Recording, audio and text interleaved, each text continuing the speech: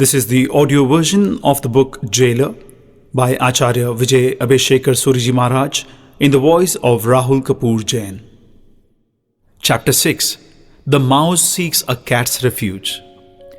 A mouse was once bitten by a bed bug. In his anger, he decided to seek revenge. Unsure of how to go about this task, he thought it best to take some help to get even with the bug.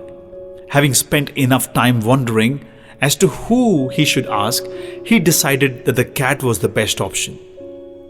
The mouse's idea to seek the cat's assistance in order to avenge the pain caused by the bug seemed so inappropriate, foolish, and filled with bitterness. The erudites say taking support of anger as a retaliation for pain caused by any worldly loss is even more inappropriate, absurd, and results in a terrible outcome. The mouse has to lose his life and die only once, whereas a human being who takes the support of anger loses his virtuous soul, which is innately endowed with forgiveness. He has to die many a death, having gone the way of spiritual degeneration. Yes, any worldly loss is just akin to a bug's bite. May it be suffering abuse, tolerating insult, accusation, facing a large financial loss, bearing the pain of a slap or a blow with a stick, or even as much as losing one's life. At the end, it is only a bug's bite, and to feel anger towards this is like a mouse seeking refuge from a cat. Question. Not to let the loss of small sums affect us is understandable. It is important to let go of little things. However, how can one say that we should remain calm even on losing millions? Or getting our limbs broken, and that it is foolish to get angry? How can this observation be considered valid? Answer. A soul feels anger not only on incurring a loss, but even at the mere thought of incurring a loss. It is not prepared to let go. Therefore, it is natural for the mind not to believe that feeling anger is foolish and unworthy of indulgence. However, just because of that, it does not cease to be unwise. A traveler had forgotten to put on his footwear. While walking on the road, his foot struck against a rock, breaking his toenail. He was in complete agony, but instead of thinking of the pain, he was relieved that he was not wearing any footwear, otherwise the toe strap of the sandal would have broken. Isn't this foolishness? Of course it is, because at the end, the foot is the part of one's own body, whereas the sandal is only a foreign thing. Same is true of the present situation. Wealth and life are both foreign to the soul and are going to be alienated from it. Kshama, on the other hand, is a soul itself, which has the countenance of an attractive heavenly nymph. There is no wisdom in corrupting oneself by trying to stop the damage to a foreign thing. In other words, risking a loss of kshamapari tenderness and adopting savagery of the monster of anger is not a sign of good judgment. This reality is well represented by a famous saying which is constituted in 3 sentences. If wealth is lost, nothing is lost. If health is lost, something is lost. If character is lost, everything is lost. This saying is very apt, but what is the purport behind it?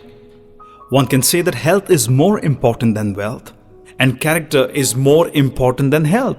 However, why is one more important than the other in this suggested order? I have given this some thought. There are so many wealthy people leading opulent lifestyle all around the world. For the players of share market, this is a way of life. Sometimes billionaires lose everything, and in no time luck is back on their side, restoring their earlier glory. The graph of the value of so many scripts follow the same pattern as the cardiogram of the heart patient kept in the ICU. The meaning of this is crystal clear. One can regain wealth within one's lifetime. What is lost can be recovered over and over again and recovered fast. But what is lost by losing wealth? At nightfall, the light goes out on the world, but nobody laments because the next morning the world is going to be bright again. It is said that if you have lost your wealth, you have lost nothing. Health once lost is lost forever and cannot be gained back. An alcoholic, either after being inspired and influenced by someone or after experiencing a complete breakdown in all aspects of life, may abandon drinking, but his blood, which has turned alcoholic, can never become normal again. An addict of tobacco may give up the habit, however, it is almost impossible to heal the cancer of the jaw, which he has contracted. He has to have a part of his jaw operated upon and removed. He faces no choice but to tolerate disfiguration. Question: if this is the case, shouldn't it be said that if health is lost, everything is lost? Answer: no, because lost health can be regained in the subsequent births. Lifelong diseases like hypertension and diabetes experienced during this life are not carried forward to the next. When your soul leaves your body, even diseases are left behind and the soul regains its health back. This is why, if health is lost, not everything is lost. It is said something is lost. There is nothing to be lost by losing money, and something to be lost by losing health. Therefore, one can understand that health is more important than wealth. The Gujarati proverb, "Pehlu sukh te jate nariya," meaning the foremost happiness in life is to have a healthy body, puts physical well-being on a higher pedestal than the happiness derived out of wealth. It is true that one needs money to fill one's stomach. However, how can one consider doing any business which helps amass wealth, but at the same time leads to the loss of hunger, thirst, or sleep? So many people lead restless, jet-set lives where they breakfast in Mumbai, lunch in Lucknow, and dine in New Delhi. In today's money-crazy world, this person may spend money freely. He may be a big industrialist and be given a lot of respect. But Vyasamuni in his aphorism has called such a world traveler a fool and likened him to a person who has to earn his daily bread by working for someone. Also, why should one plunge into the share market blindly, where sometimes even a single knockover can give a terrible blow from which it may be impossible to recover for life? Query: today in the world there is a predominance of prosperity, and it is difficult to achieve prosperity without the spirit of enterprise.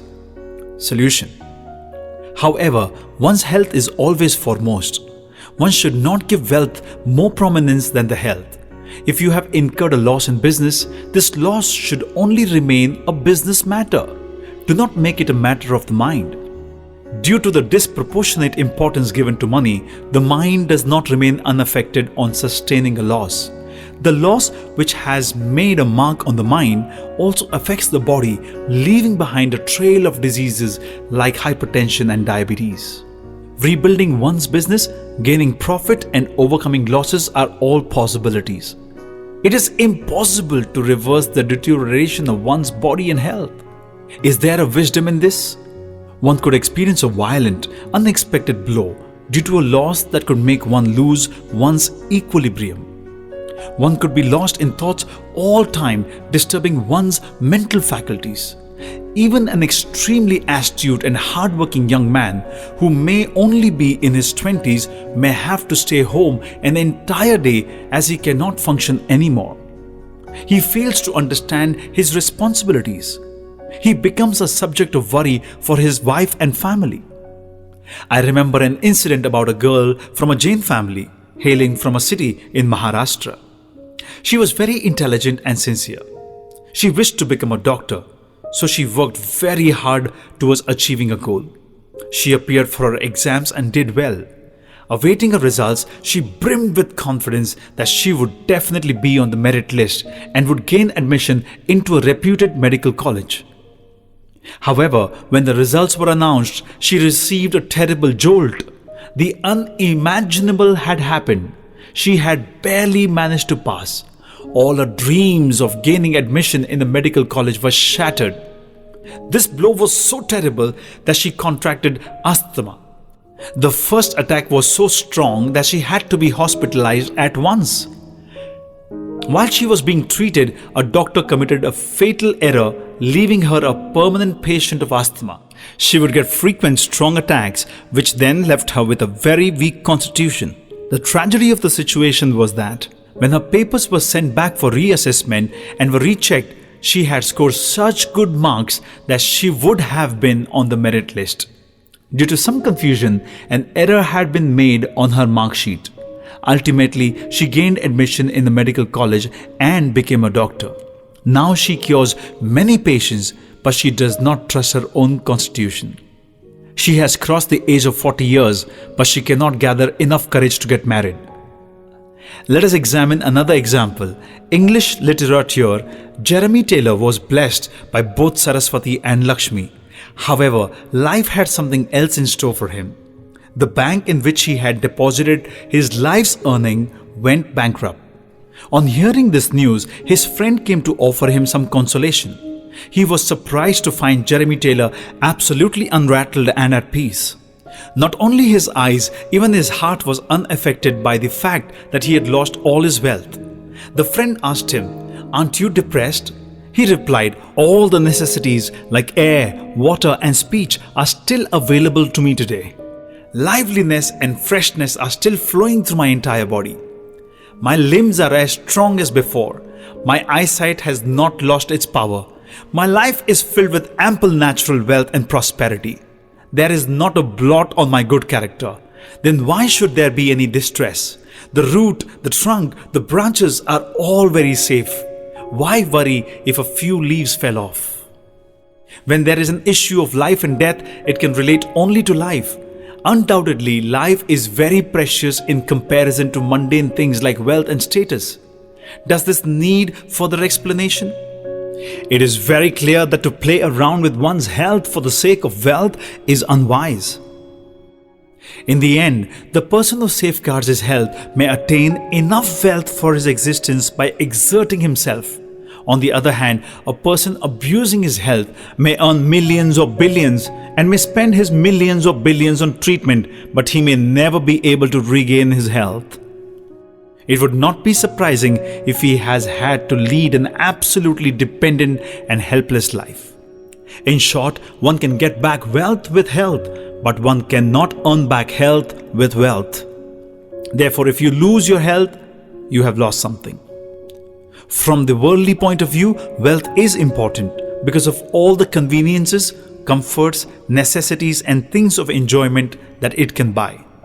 However, the person who has ruined his health is deprived of all the above despite having the means. His family and friends may enjoy the benefits of his prosperity while he can only sit back and watch. He would have to depend upon salaried servants for the smallest of movements he might need to make, and not his loving wife, because she, as the mistress of the house, is only concerned with the wealth that she can enjoy and the entertainment that she can derive out of it. Tea, milk or sweet lime juice would be the only things he could digest, and that too fed to him by a servant spoon by spoon.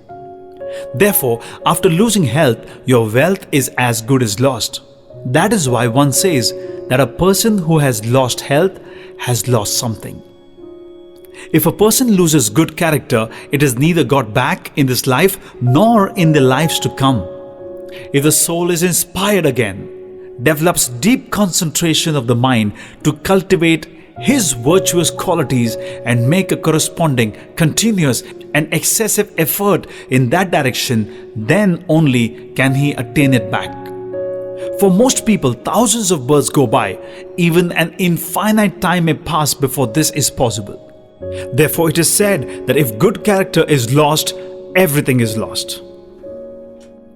If a soul has lost its virtuous character, it means that it has fallen prey to bad character.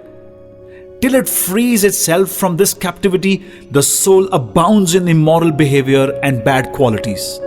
The effect of this is bondage of karma to the soul, which are extremely difficult to get rid of, resulting in misfortune.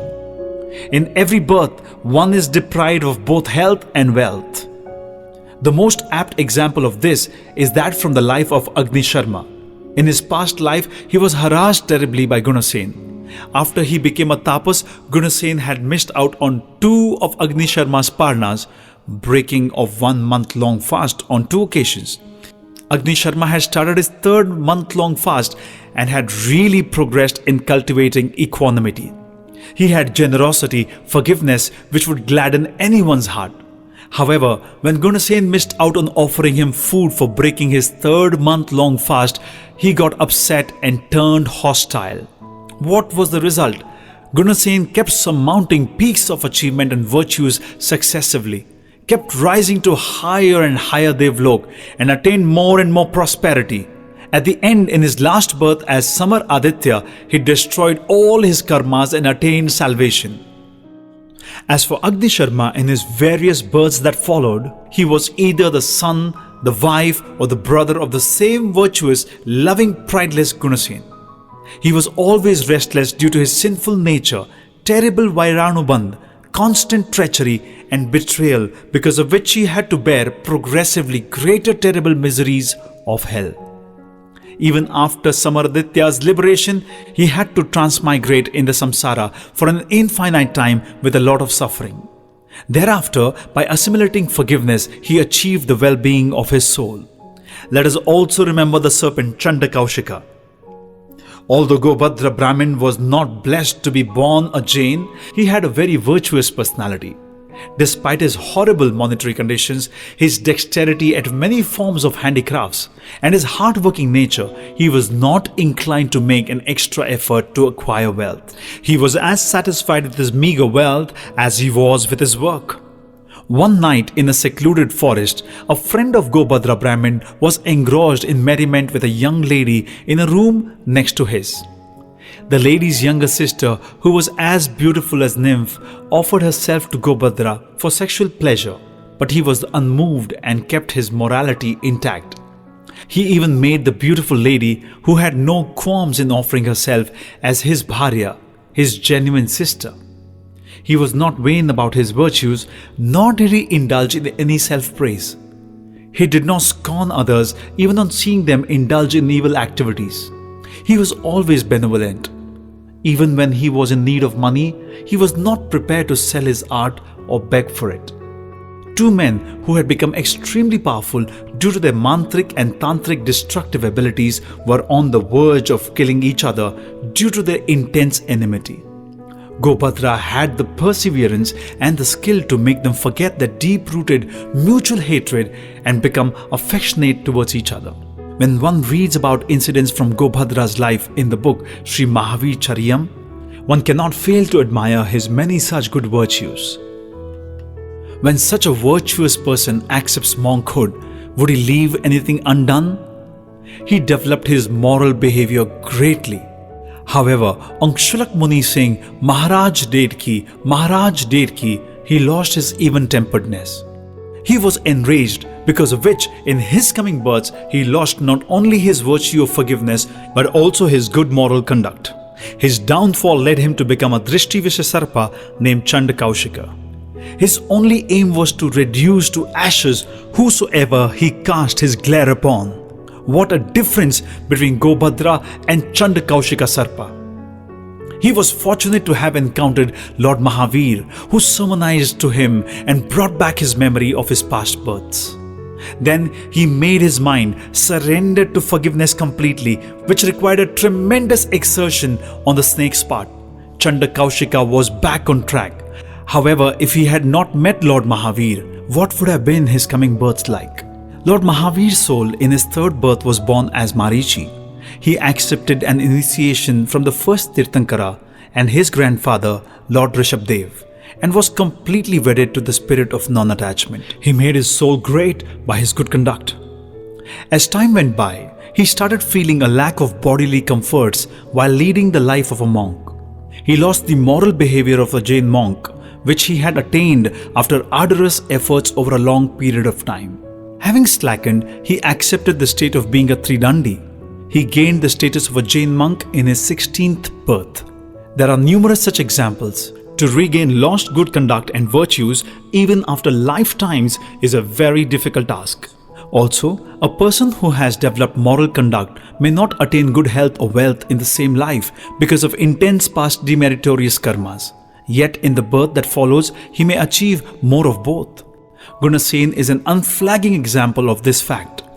In his successive lives and intermittent births as a demigod, he received lifespans of 1, 5, 9, 15, 18, 20, 30 Sagurupams, which suggest his sequential progress. In his human births, in between his births as a demigod, he advanced in his internal as well as external prosperity with the passage of time. This means that the soul of Gunasen did not abandon virtues like straightforwardness, friendliness, and forgiveness, despite suffering arrogant behavior, betrayal, and afflictions caused to the point of death, subjected by the soul of Agnisharma. He maintained his gentlemanly conduct at all costs. As a result, he kept achieving higher and higher levels of moral behavior and greater prosperity in an uninterrupted manner. Thus, a person who upholds his moral behavior, even at the cost of losing his wealth, at the end begets abundant wealth. This proves that health has more significance than wealth, and good moral conduct has more significance than health.